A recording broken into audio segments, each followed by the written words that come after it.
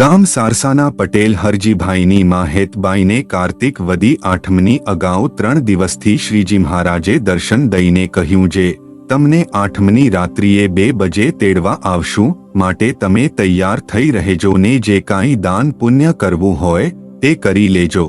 પછી તે વાત બાઈએ પોતાના પુત્રને કરી જે મહારાજ મને દર્શન દઈને આ પ્રમાણે કહી ગયા, માટે મારો દેહ નહીં રહે, માટે સાધુને જ્યાં હોય ત્યાંથી તેડાવીએ.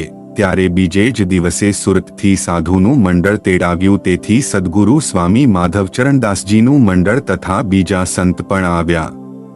ત્યારે હરજીભાઈએ પોતાને ઘેર બ્રાહ્મણ પાસે રસોઈ કરાવીને જમાડ્યાને પૂજા કરીને ચાદરો ઓઢાડી તથા વ્યવહાર સંબંધી જે દાન પુણ્ય કરવું ઘટે તે સઘળું કર્યું. પછી ત્રીજે દિવસે તે બાઈએ પોતે પ્રસાદીના જાંબુડાના તથા ખીજડાના જે લાકડા લાવી રાખેલા હતા તે તથા તુલસી, સુખડ અને પીપળાના લાકડા તથા બીજો કેટલોક સામાન મંગાવીને પોતાની પાસે રખાવ્યો ને કહ્યું, આનાથી મારી દેહ ક્રિયા કરજો.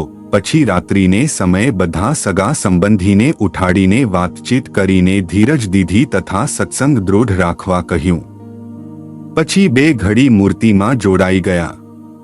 પછી બોલ્યા જે આ શ્રીજી મહારાજ મને તેડવા આવ્યા છે, માટે સહુ રાજી થઈને મને રજા આપો ને મહારાજના નામની ધુન્ય કરો. ત્યારે સહુ રાજી થઈને ધુન્ય કરવા લાગ્યા. તે વખતે હેતબાઈ ભજન કરતા કરતા દેહ મૂકીને અક્ષરધામમાં ગયા.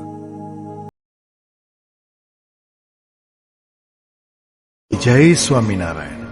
આ ચેનલનો મુખ્ય ઉદ્દેશ્ય ધર્મનો પ્રસાર કરવાનો છે તથા ભગવાન સ્વામિનારાયણની અલૌકિક લીલા અને સારા વિચારો લોકો સુધી પહોંચાડવાનો છે, જે જીવનમાં શાંતિ અને સુખ તરફ દોરી જાય છે.